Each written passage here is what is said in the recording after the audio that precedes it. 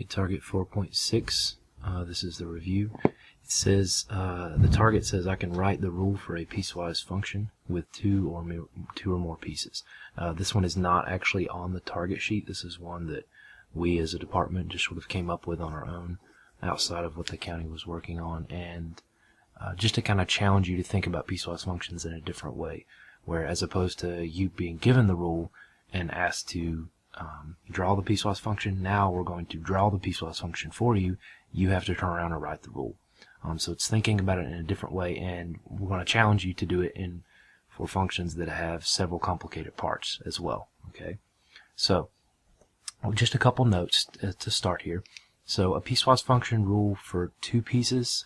So if it's got two particular functions, it will look like f of x equals some function. I'm just going to call it g of x when x is less than some value a, or it could be x is less than or equal to a. And you also have some other function, and we'll call it h of x here, where x is greater than or equal to a, or again, x is greater than a. Just depends on which function actually has the value at that particular point where they switch over. Now, a piecewise rule for three or more pieces will look something like this when you write it out. You'll have your function f of x, or whatever it's called, equal to your three functions, or it could be 4 or 5 depending on how many you have.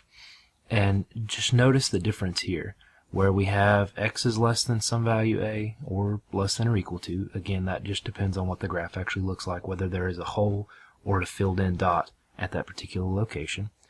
But then when we get to the middle functions, notice we'd write that x is between. X is greater than or equal to some a, but it's less than some value b. Okay, so we're showing that that particular function is in the middle of two values. So it's between this and this. That's when that function works.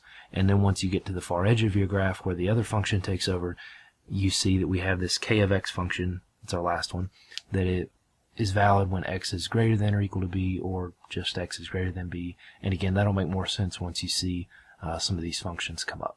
But I do want to just point out how you write that. Some people, when I graded the test, the people who missed target 4.6, this was a big problem. You weren't really sure, I don't think, how to write what was going on, what the domain was for that middle function.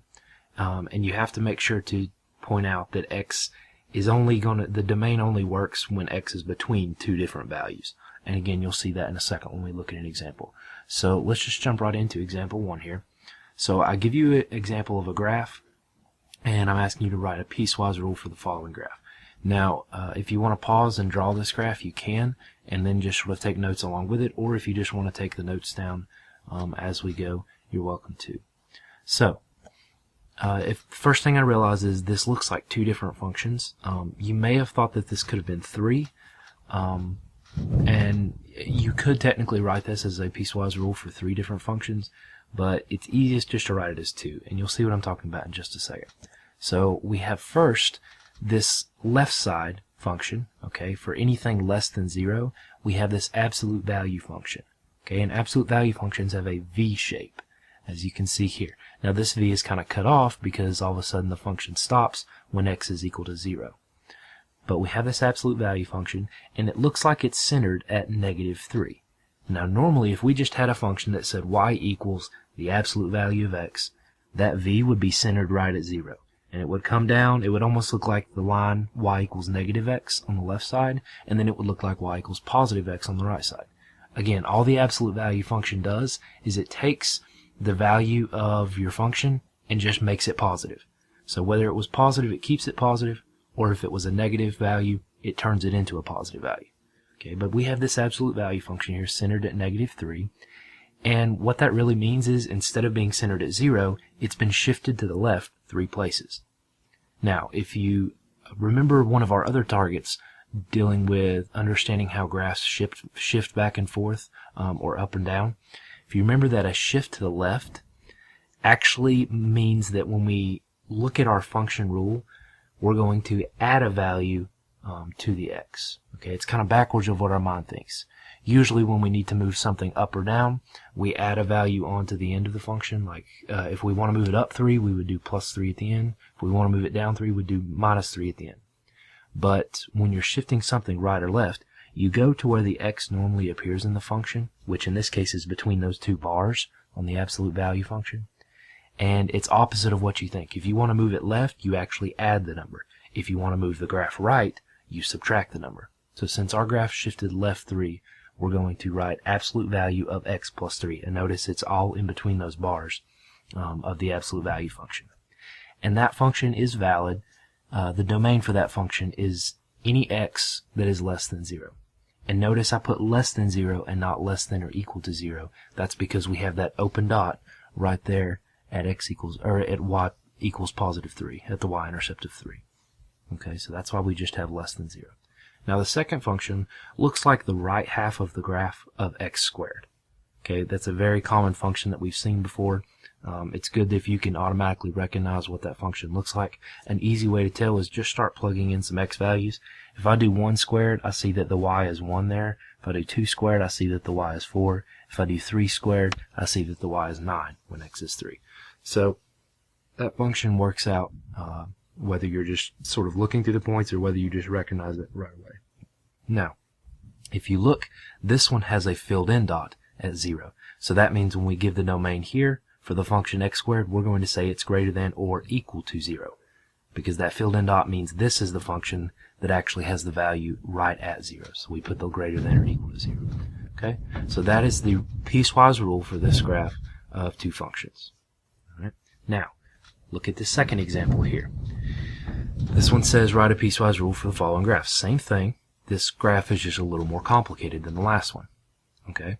I'm going to look at this one again as 3 functions because that middle section, the middle 2 parts where it goes down and then back up, that right there is another absolute value function because it has that very distinct V shape that's even on both sides. Okay? So, I notice that on the left side I have one function, okay, with a different slope than that absolute value. And then I have this middle section right here where we have the absolute value function. And then on the right side we just have a particular y value. Okay, and that y value you can actually go ahead and see is just 5. All right, and we'll talk about that in a minute. So, I noticed that the key points in this function, or in this rule for this graph, are going to be at x equals negative 3 and at x equals positive 3. That's where the sort of change are going to happen between our functions. So, I'm going to go ahead and list that my function is switching over at negative 3, and this one can be a little tricky. But there's actually 2 correct answers here. You could have put x as less than or equal to negative 3, or you could have put x as less than negative 3. You could have not included the equal sign. It doesn't really matter in this case because the first and second functions that we're going to write down in this rule both have the exact same value at that point. Okay, so when you have 2 functions that meet at one point, when you're switching from the first function to the second function, if they meet at the exact same point, it doesn't really matter whether you include the equal sign with the first function or the second function.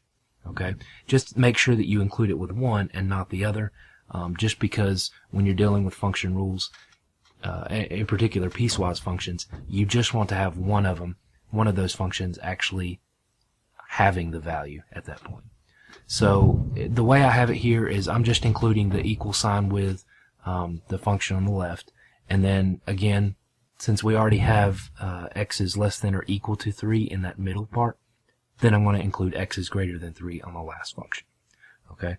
Now on the left half, excuse me, the left graph that we see here, the left function, that is just a linear function, straight line.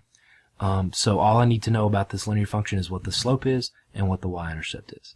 So if I look, it looks like it's rising 3 and running 1 each time. Rise over run would be 3 over 1, which means I have a slope of 3. So that's just y equals 3x. And I just kind of drew a dotted line here to kind of extend this on up. If you were to continue this graph out, there's a few different ways you could do it, but the easiest way would just be to continue to draw the line. And if I continue to draw that line, it's going to cross at y equals positive 12. Okay, which is actually off the graph, but I just could continue to count up 3 over 1, up 3 over 1, and that puts me at positive 12. So that means my equation is y equals 3x plus 12. So that is my first function, and that again is valid when x is less than or equal to negative 3. Now, the middle function, that is an absolute value function, again because it has that distinct V shape. And this one is centered right at 0, so that means we don't need to add or subtract anything because it's centered right where we need it to be. So we just write that is the absolute value of x. Again, all that function does is it takes the x value, or whatever is in between those bars that we have written in our function rule, and it just makes whatever that value is positive. So for instance, if you were to look at -2 as your x value, take the absolute value of -2 and you get +2, and you can see that that corresponds to the y value on the graph for that function. And again, that's just valid between -3 and +3. And then finally, as I mentioned earlier, we just have the y value of 5. So if you ever have a horizontal line, just look at what the y value is, and that's really your rule. Okay, it just means that y is equal to 5 for anything bigger than 3. Okay, so we just write 5 as our rule there. Okay, so and again, if you notice here, this one actually did matter for why we picked x is greater than 3, because we had that open circle. So that means I had to include the less than or equal, or x is less than or equal to 3 with that absolute value function in the middle. Okay, so there's our rule there. Hopefully that explained a good bit. Just gave you an example of how to write the rules out. These were just a couple example graphs. And I've included a few more. If you click the link in the About section down below, it will give you a link to some more practice problems. There will also be a link to the solutions, and then also finally a link to the target earn back problems. So make sure if you have any questions on this, if there's anything that was unclear that you would like a little more explanation on, you can post a comment here for the video, or you can just send me an email as well. All right. So go ahead and try the practice problems, check the solutions from the file that's listed there as well, and then try the target earn back problems. Good luck.